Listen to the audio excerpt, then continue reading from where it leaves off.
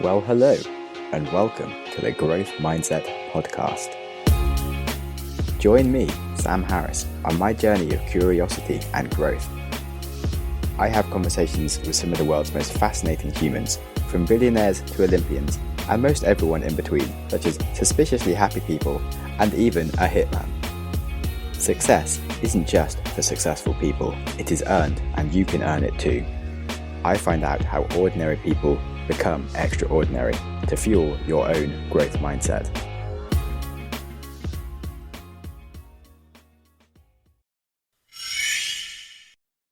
Do you experience stress or have anxiety, or maybe chronic pain, or have trouble sleeping at least once a week?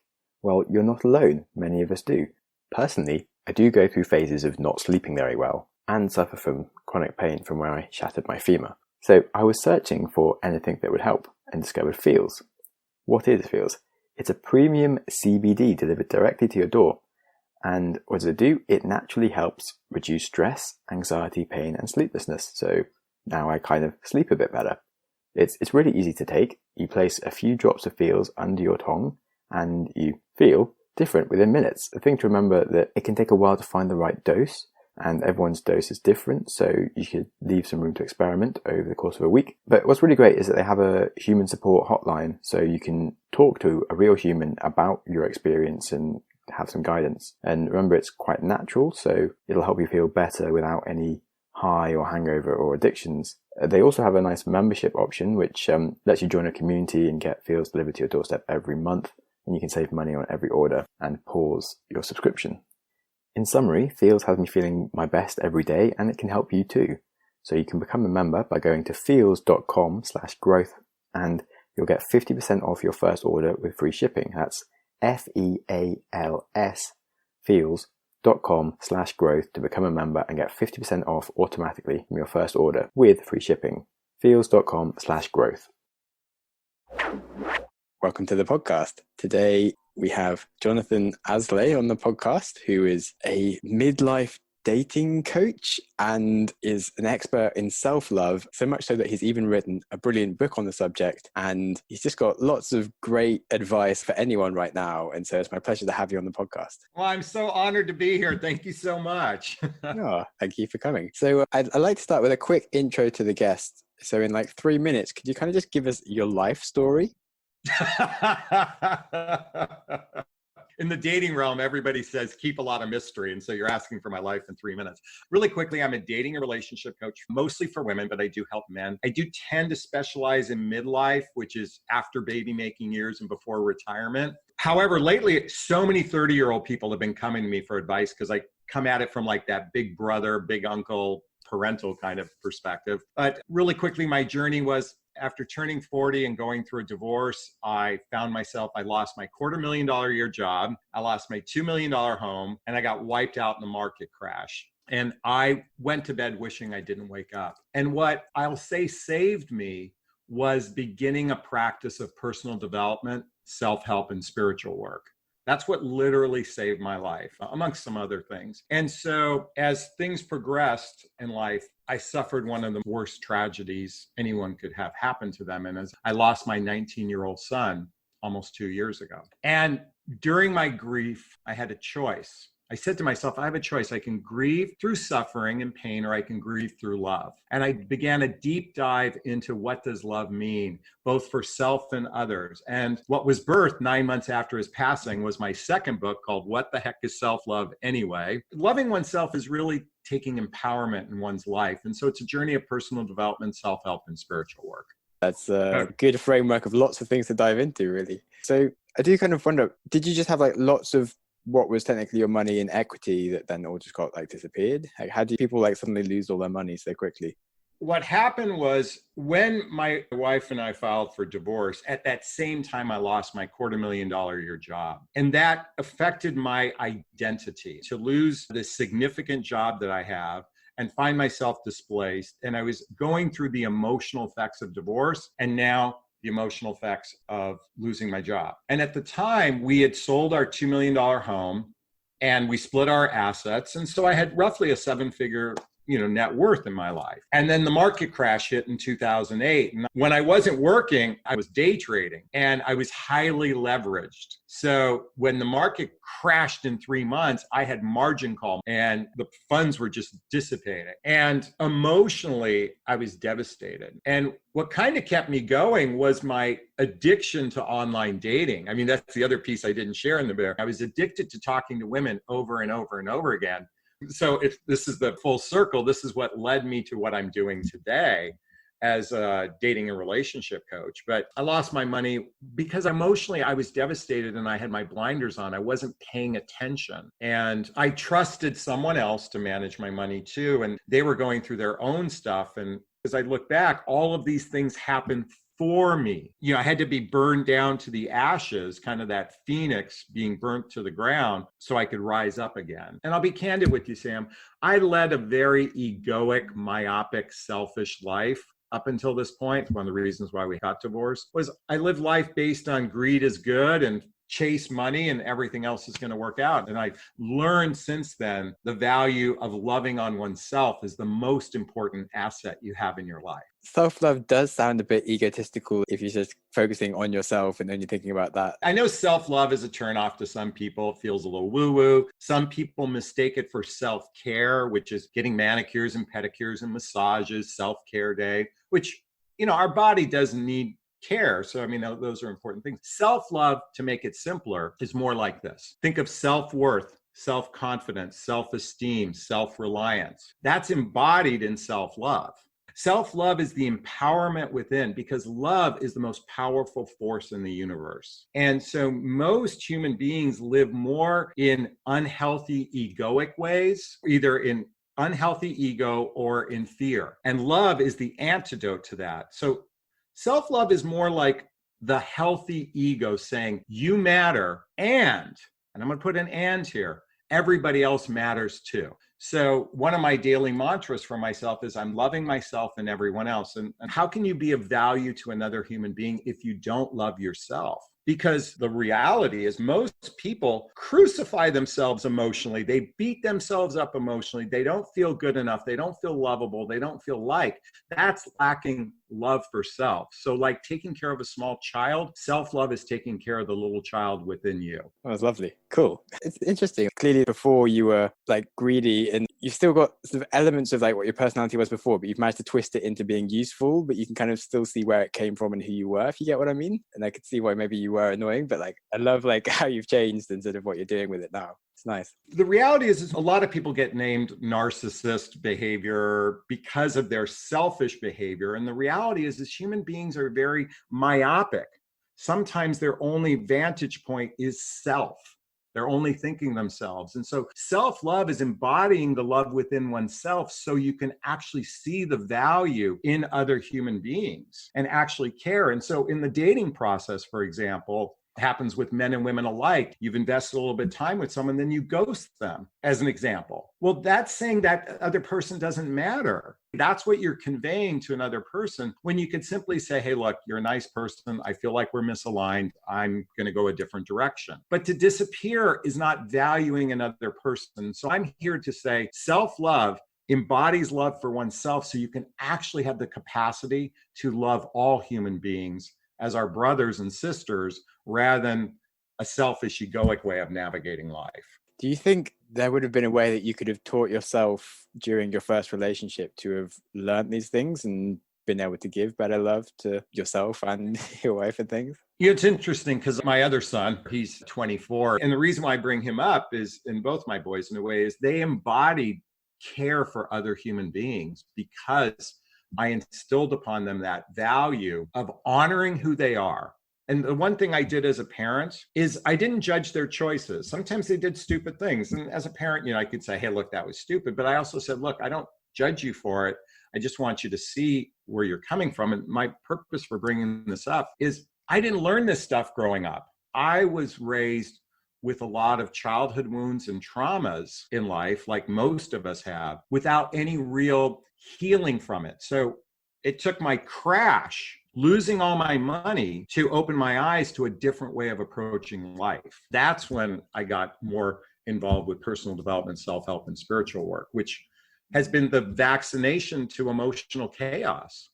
Back when you were putting yourself through the emotional chaos, could you have said something that would have explained it to you, like the damage you were causing with all those things that like you thought would make you happy, like the greed and things? Or do you think you needed to actually lose it? I sadly believe most of us need a humbling event for that first initial wake up. And sometimes it's multiple humbling events to wake one up to a level of consciousness. So I could have went to a seminar and listened to someone talk about this, and I probably would have still been in my blinders. Sadly, it takes a wake-up call for people to actually begin to shift. That's why I shared with my son, because I instilled a level of awareness to him at an early age, because I encouraged it from him day after day, year after year kind of thing that I never got as a child or as a young adult. Here's the thing with young people. It's interesting because great wisdom is from our elders. Wisdom used to be passed down from elders. I think of the American Indian tribes where the elders were the most coveted people.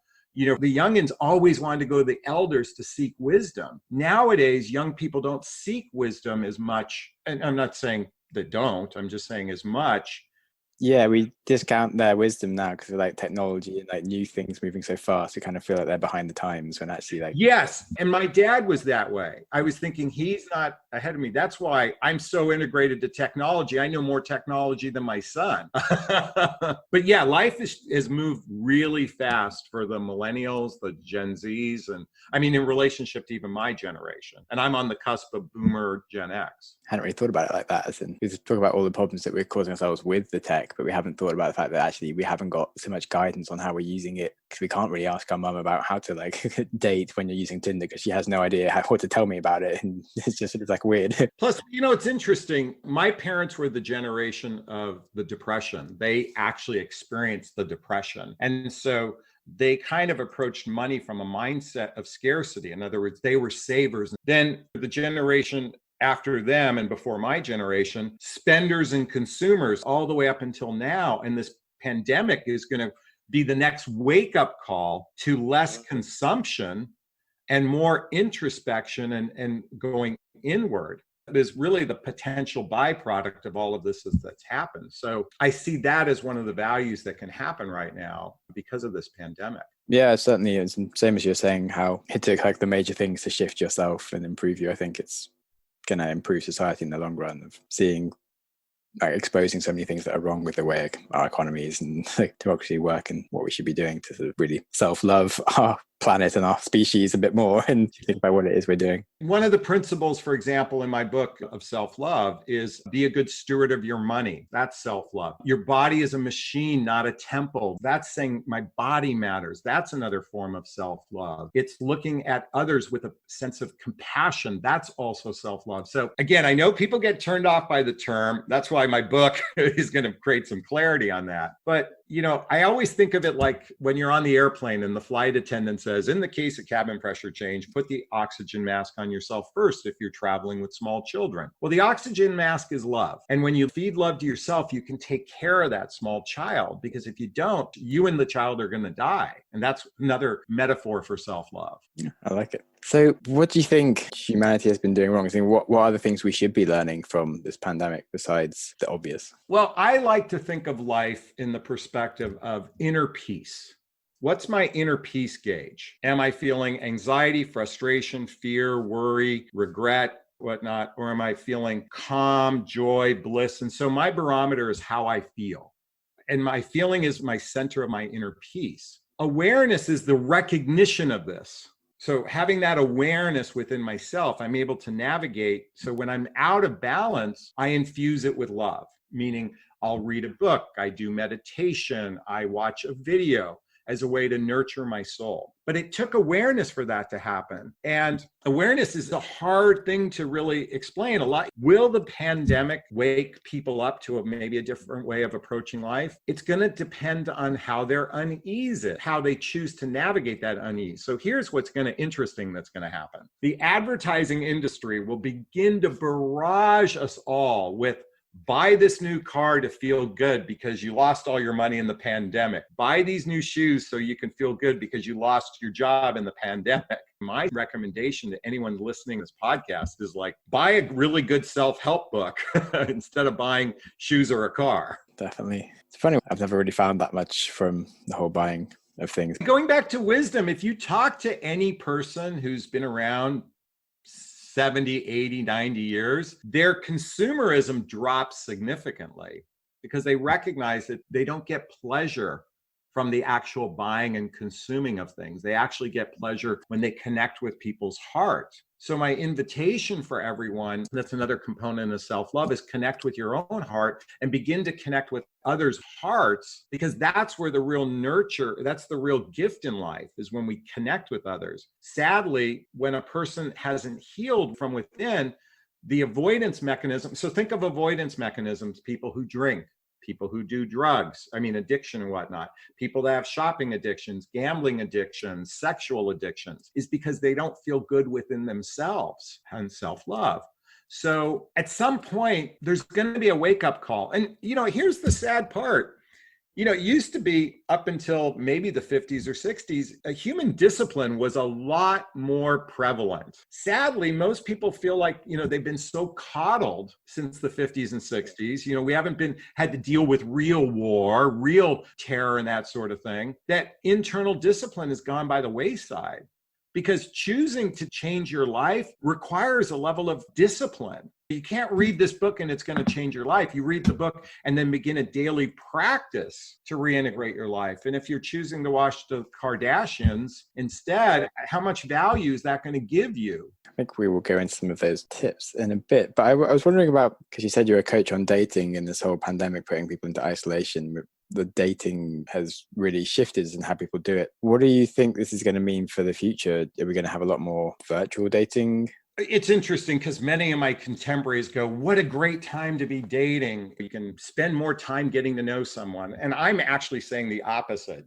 Spending a lot of time on the telephone creates false familiarity. You really don't get to know someone until you're face to face, until you're belly to belly, and you actually do things together. That's how you get to know someone. You can talk all day long and build a somewhat familiarity. So up until about 20 years ago, anyone you dated was someone that you saw in your own lifestyle. In other words, they were in your proximity. And ever since internet dating, it's opened up the world to so many people you wouldn't have access to. The problem is that creates a lot of choices. There's choice after choice after choice, and people are having a hard time making a decision based on choice. They're dating, they meet someone really quickly, they don't have chemistry, they're on to the next person, the next person. That's oftentimes what happens because of the internet. The good news of the pandemic is the real introduction of Zoom. The introduction of connecting visual. Instead of, you get on the phone once, go, let's plan on meeting on Zoom. And then if we can meet in person, we go from there. That actually has value because the visual is an important component. Now, the physical is important too, because your pheromones and chemistry is all released when you're actually physically with someone. But at least that visual connection is going to be a good add-on to when you actually choose to meet. So the good news is you meet on Zoom, you don't have to go to the coffee shop. You can do it in the privacy of your own home. You can do it much faster. And your chances of success after a Zoom date is going to be much greater. So that's the real benefit, is the real introduction to this. And by the way, it's always been there, FaceTime, Zoom, but nobody used it. It seems like a really weird thing to invite someone to, but it was like so much more obvious than trying to text them, which is just like, you don't even know what the person's like. They just copied a joke off the internet. Like, do they have a sense of humor? Probably not. Like, are they going to be anything like the person you've been texting for the last 2 weeks? Like, no. Whereas if you spend 10 minutes talking to someone face to face on Zoom, you understand if you actually like each other. This is before the Zoom dating, but I was texting a woman before the telephone. I'm like, I love her text message. She's so effusive. She's so demonstrative. I'm like, wow. So I get on the phone. Hey, how's it going, Kelly? Hi. And that's all I got was hi. Like, you heard my level, right? And I'm thinking she's got so much enthusiasm in her text, and it's like, hi. Then I was like deer in the headlights. I didn't even know what to say next because her energy was so drab. Within 2 or 3 minutes of talking, I'm like, I want to get the fuck off the phone. She was like, hi, what, blah, blah. And I'm like, what's going on here? And I'm like all enthusiastic. Finally, I said, hey, Kelly, I feel like we're misaligned. I'm just feeling an energetic misalignment. She goes, yeah, bye. I was like, Where was that person in the text message that I was talking to?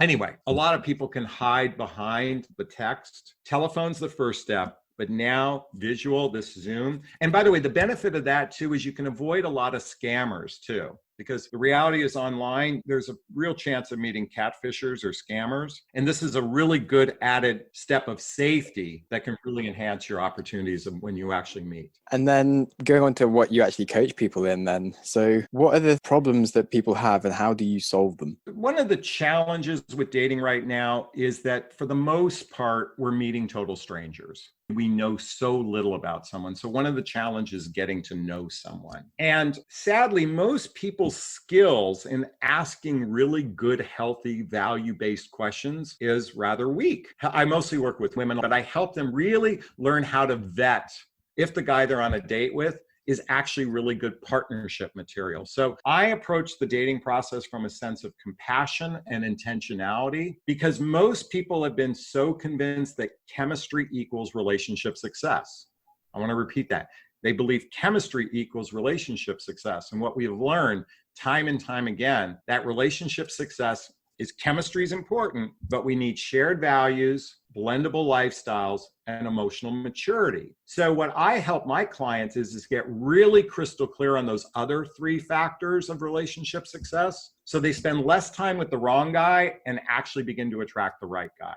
That sounds really useful. So what kind of questions would be good value-based questions? It requires a little bit of training here. So you're talking to someone, you're on a date. And by the way, my demographic is that over 40. So roughly 75% of people over 40 are divorced. Okay, so I'm going to use this as an example. By the way, this is very conversational. You know, it's not confrontational. It's very, hey, so what happened in your marriage? That kind of sucks that you got divorced. What happened? If the person is pointing the finger at their ex. And they basically say the ex did everything wrong and they take no ownership on their part of the ending of the relationship. There's a lot of blame and judgment over their ex. And then every subsequent relationship thereafter, it's blaming the other person. They're pointing the finger and they take no ownership. That's a great clue right there that this person's emotional maturity may be very low, because a true emotionally mature person takes ownership on their part of the ending of a relationship. They go, you know what? My ex and I had our differences. I have to take ownership on my part. I was a little bit unconscious in the relationship. I wasn't very attentive. And my partner had her own issues, and out of respect for her, I won't share it. You can see the difference? If I'm blaming the other person, they were a cheater, they were a liar, they were unfaithful, they were abusive in this, pointing the finger, versus the way I described it, I take ownership on my part. Emotional maturity is the reason why most people fail in relationship. So if they're not emotionally mature, they're going to be breaking up anyway. And when you have two emotionally mature people, it's disaster. It's a bit of a hard one to be asking people straight up though sometimes, because they say that perhaps you shouldn't talk about like exes straight away. And stuff. Bullshit. You're choosing whether or not you're going to penis and vagina together. Okay. This is a big deal. Okay. I'm talking about sex, and I apologize for being graphic because there's more to sex than just that. But I'm just saying, if you're choosing to potentially have sex with someone, then vet them. Stop being so naive and say, oh, I can't ask really good questions because it's not fun. The problem with dating is it's more focused on fun and social and chemistry than it is the real important things. Do we share the same values? Is your lifestyle going to work with mine? Because nothing sucks more than investing in another human being only to have it implode. There's my mom and dad, by the way, when they're in their 20s. They were married 66 years before my mother passed away. She only had one relationship in her life. Nowadays, the average person has had multiple relationships, and that affects our emotional well-being. It affects our self-love. In fact, Sam, dating and relationships trigger the number one emotional health issue, and that is, I'm not good enough. So if you have enough, for lack of a better word, failures, your self-esteem is going to be shot. So ask really good questions so you don't go down that path. I'm sorry, I yell when it comes to things like this. The whole interview question. Yes, you should interview them and don't think otherwise, but do it in a fun, playful, humorous way. I'm not talking about confrontation or an interrogation. I'm talking about make it fun. That's what I teach my clients. So I was thinking, because there was a really good question to be asking people to see how they take ownership. I was wondering how you could apply that to like a business perspective, as in, because you can't really like when you're interviewing someone, ask them, oh, so what happened with your divorce? Why did it happen? To see, because you want to know if they're like emotionally mature, if you're taking them on to work for you. But I wonder how you could spin that. It's interesting because I'm reading a book right now. It's called The Partnership Charter, How to Start Out Right with Your New Business Partner. Now I'm reading this because I think it'd be a great book for relationships. What's interesting is when two people choose to be in partnership with one another, it's all about interrogation. So I want to use some of the principles here to apply it in the dating realm. But ultimately, personalities are a factor to consider in a business partnership. Certainly, the economics are an important part to consider in a business partnership. And let's face it, rock and roll bands are a perfect example. How many bands break up because their personalities conflict with one another? Most of that is because they're stuck in ego and fear, and they're not really in a healthy place of self-love. Most of the time when there's contention, it's because they lack emotional maturity and they're focused on ego and fear-based way of living than a self-love-based way of living. It's interesting. Still not sure if I could ask someone in an interview how their marriage broke up. But wait. Why can't you? Like, really, why can't you ask that? It's because you get told off. Really? So if someone, oh, by the way, thank you. Perfect example. Hey, so what, I know this might be an intimate question, but what happened in your marriage that caused you to be single? I can't believe you're asking me this question. That's a ridiculous question. I will never answer that question to you. Sam, that means run as fast as you can. I don't care if they're a daydream. They are a nightmare person. Someone who lacks the ability to be genuinely transparent over a very benign question. That is not an offensive question.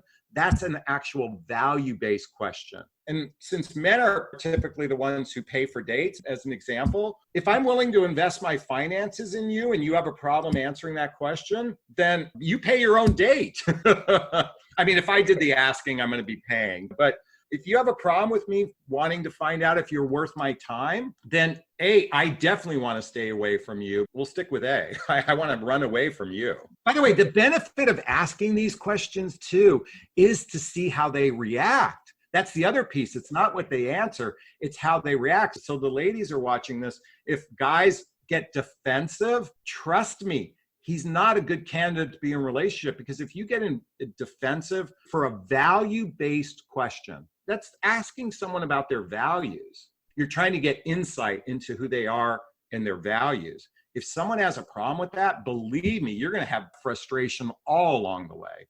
So let's say we've just met and I obviously haven't had any marriages fail. What's the kind of question you might ask me, and I'll see if I can answer it. Okay, so tell me about your job. I'd love to hear about what you do for a living. And, oh, my boss is an asshole, the market is down. In other words, what you're looking for is the difference between Eeyore or Tigger. For those who know Winnie the Pooh, Eeyore is the sky is falling, life sucks, versus happity, happity, happity, hap. So that actually gives you insight. So how they respond to a simple question about what they do professionally, or even finding out about their family history or where they grew up. Those are great questions. And what you're looking for is, how do they respond? Are they enthusiastic, engaging? Are they a victor in their life? Or do they have victim consciousness? Everybody's out to get me. Because those people, those relationships will implode. I love your energy. It's great. Well, that's my way of being animated. Like, my hope is, again, shaking people up. So definitely. No, it's perfect. Certainly a problem that people kind of have with, but let's say you had asked me that question. So I'd like to think that I'm more of a Tigger. I've got like energy and I do lots of stuff. But when people ask me that question, I often don't know what to answer, because I don't want to come across like I'm showing off, because of I could talk about the different businesses I've run, and like I've done TEDx speeches, and like I've been to North Korea, and I've hitchhiked across Kazakhstan, and I've nearly died a few times, and like I don't really have a job because I do like 5 different million things, and I'm working on a different business right now. And you're like, well, do I just sort of hit this random person who's a stranger with the fact that I'm like some ADHD idiot that kind of runs businesses and does like lots of other things and probably won't be in the same place next month? And I'm not quite sure what to say with that as a question. Oh, I love this. I love this. I love this. So first off, you go, I really appreciate you asking that question. That really means a lot to me. So you first honor that they asked the question, and you even say it means a lot to me. You can say something like this. It's kind of interesting because I am in an interesting place in my life, and I'm really excited because I wear a lot of different hats. I'm trying on different things in life, which I'm really excited about. I'm creating multiple streams of income. And then you could say, look, I don't want to come across as like bragging here for a second. So if I'm bragging, please tell me. You actually be a little bit humble in that moment and say, I'm really excited because I got lots of great, irons in the fire. I'm doing this internet-based business. I've got a podcast. I've got my YouTube channel that's growing. And so I'm just really enthusiastic, and I appreciate you asking that question. You see how I answered that in a very victor consciousness, very empowered way without really being too bragging. And I even said, if it comes across a little bragging, let me know, kind of thing. And that kind of tells the person to go, hey, he's just excited. Yeah, that felt really good. I feel like I should use that more often. So thanks for the tips. The one thing though is I do feel a bit like when someone says, no offense, but you kind of expect them to say something offensive. So if I say, oh, this might sound like I'm bragging, I kind of expect that I'm going to be bragging, but then I am British. And so we slightly have different thoughts around bragging compared to American. I only say it that way. It's kind of honoring that I'm aware of how I might be coming across. It's just really demonstrating a level of awareness. When you say no offense, you recognize you're going to offend someone. So I say, look, this might offend you, because no offense is saying, don't get upset by this. Go, hey, you know what? This might offend you, so please let me know.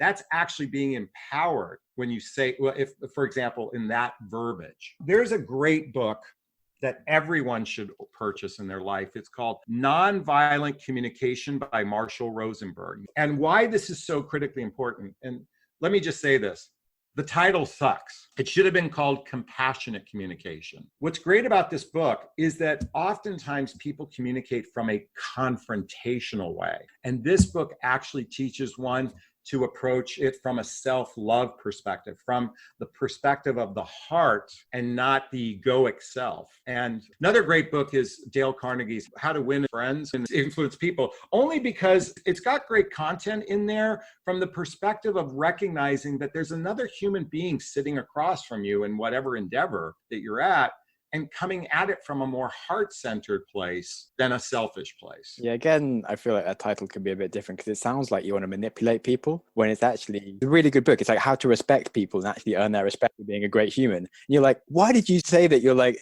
why did you give a title that sounds so dickish? I know. Well, sadly, we have to have clickbait, to get people to wake up, so nonviolent communication. What does that mean? Compassionate communication isn't as sexy, I guess. But this book, anyone who wants to be in a healthy relationship, if you want to be in a healthy relationship, you have to buy this book, Nonviolent Communication. I promise you. And you have to make your partner read it. From a dating perspective, I'm kind of righteous. Let me just say it in that perspective. In that, if you want to have regular sex with another human being, you want to forge a relationship, then invest in understanding how relationships work. And sadly, most people are unconscious to even the idea that you can do that. Wait, I can actually design the type of relationship I want by asking for what I want and having my partner do the same. Yeah, you can do that. Now, here's the thing. The number one sign to recognize that you're with someone who's willing to go the distance with you, they're serious about a relationship, is you say to them, hey, I bought this book.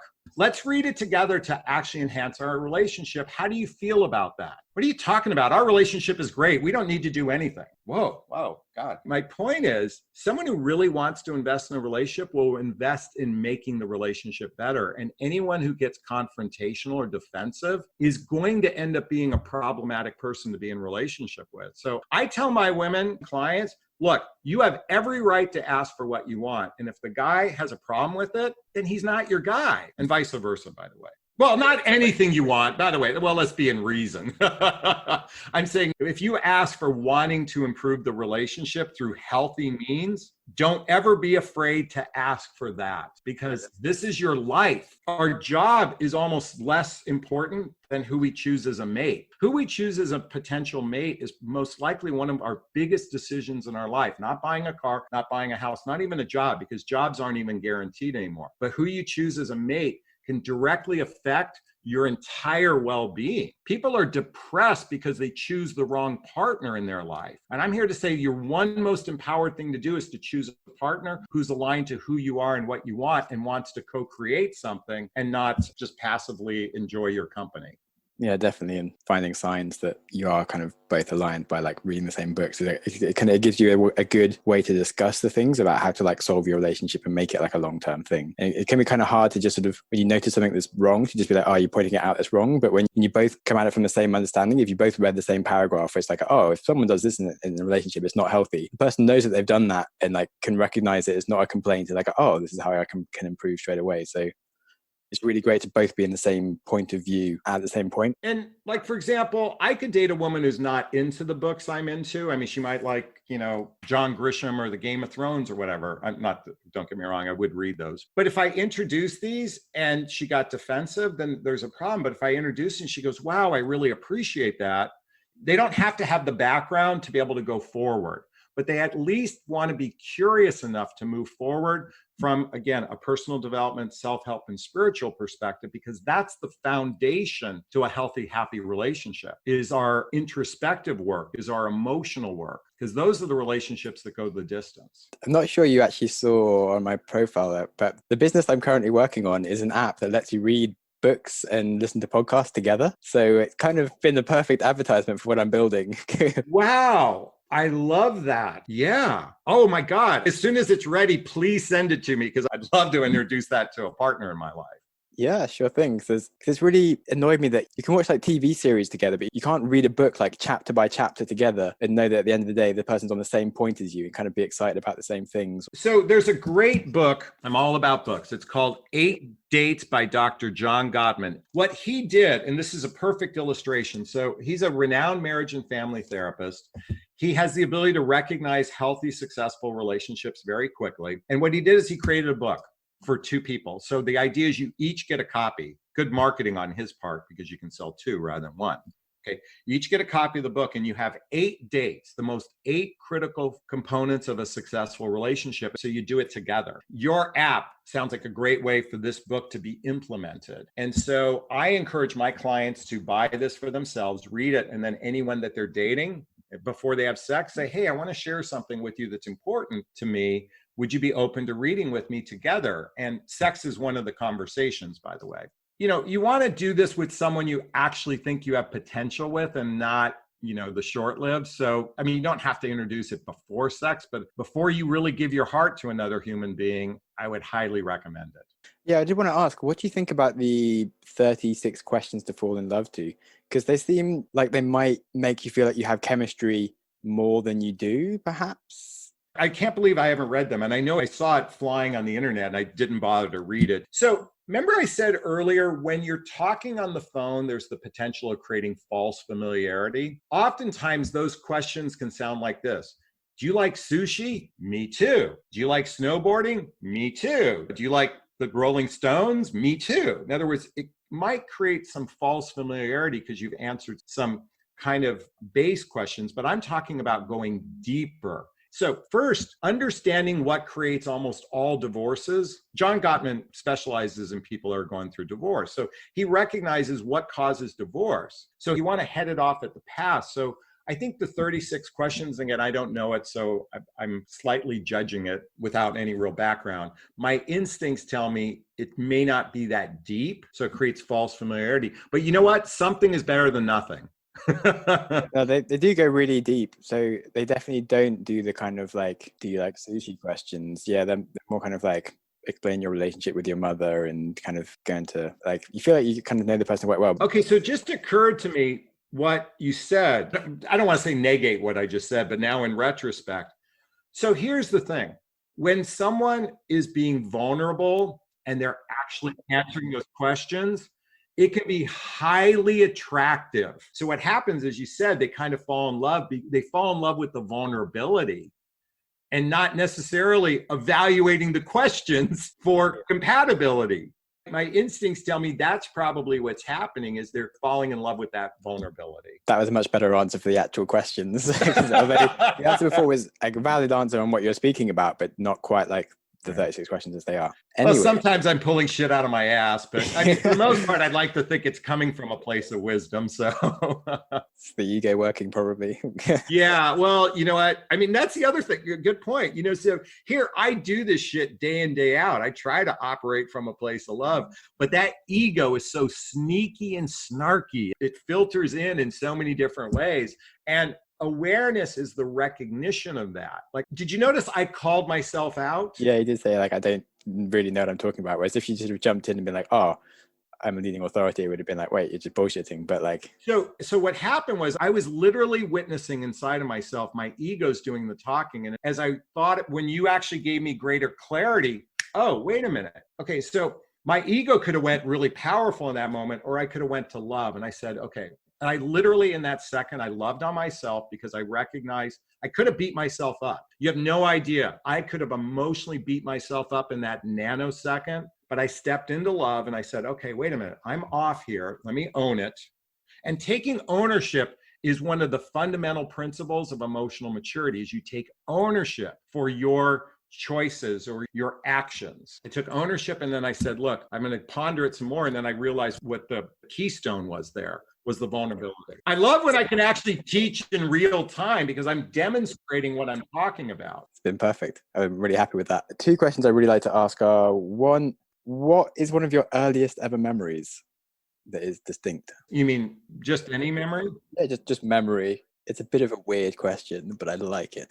No, it's not a weird question because actually it's a memory that I've been butted up against a lot. It's the abandonment memory that I have when my mother and father and I were skiing when I was 3.5 years old. And I thought my parents abandoned me. And it became a script in my life. And then I went to the Hoffman process, which is an inner child workshop, and I explored this deeper. And then I went back to my parents and I talked to them about it before my mom passed, actually literally right before she passed. And she said, I was 5 feet away from you when this happened. And but to a little kid, I thought my mom abandoned me on the ski resort. And she goes, no, she was 10 or 15 feet away. But in my world, that was a mile away. So that was one of the first memories I had. And I've explored this memory a lot. Interesting. Yeah, most people kind of have to search for a while, but you were like right on that. Well, I've done a lot of work to get there. So that's as far back as I can go. I think I remember taking care of my brother. Maybe I was a little bit younger. I remember babysitting him once. So that's about my earliest memory, maybe 3 years old. Cool. Then my other question I really like to ask is, what is one of the kindest things that someone has ever done for you? When my son passed away, so many people reached out with love for me, lots of love. But my best friend came over to visit me the next morning. And, my life is shattered. And he goes, whatever you need, you've got. And a couple of weeks later, I asked him for something and he didn't bat an eye. It's personal to share with the public, but let me just say, it was the kindest thing. I mean, I've had so many kind things, but that sticks out in my mind right now because that was just an expression of love. He goes, I got your back. I have so many kind things from my parents, my siblings, my family, all that kind of stuff, friends, but that one stands out to me because that was just pure love. Big one. I'm feeling a bit like emotional, and that was a nice thing to talk about. And then I guess, is there any parting pieces of advice for life that you feel people should know before you go? Well, I'm just going to, like, my t-shirt says Self-Love Club. My book says What the Heck is Self-Love? My invitation for anyone who feels any emotional distress in their life, chaos, upset, worry, fear, anything, invest in yourself. Because that's what self-love is just merely investing in your emotional self. The physical world will take care of itself, but your emotional self is all you have. So my invitation for the book is to take you on a journey and beginning a daily practice of personal development, self-help, and spiritual work as a vaccination to emotional chaos. And that's my invitation for anyone who's listening to this show. Thank you so much for the time. And it's been lovely interviewing you. Thank you. I've been honored. I hope you enjoyed the episode as much as I did. My goal for this podcast is to help make people happier and wiser, and I'm also working on a few other projects in the podcasting space to achieve the same thing. I run the Wiser Than Yesterday podcast with a friend, where we read and discuss a great non-fiction book a week. Talk about things like philosophy, psychology, the economy, self-improvement, and business. Books such as The Black Swan, Anti-Fragile, Invisible Women, How to Win Friends and Influence People. It's a great resource. Thanks for listening. Congratulations on listening to a whole episode of the Growth Mindset podcast. Before you race into another podcast, try pausing. Ask yourself, what have you learned? What could you change? How will you make that change happen? Did you press pause? Knowledge is useless without action. What did you learn? What should you change? And how will you make that change happen? You can tell us what you learned by contacting us through the website, growthmindsetpodcast.com, and feel free to connect with us or our guests, or just peruse the show notes. Our Instagram is @growthmindsetpodcast, or follow me @SamJamSnaps for a daily reminder to stop using Instagram. If you enjoy random acts of kindness and want to support the show, you can support us on Patreon or leave us a review on iTunes, and you'll make me very happy. And with that, keep learning and keep growing.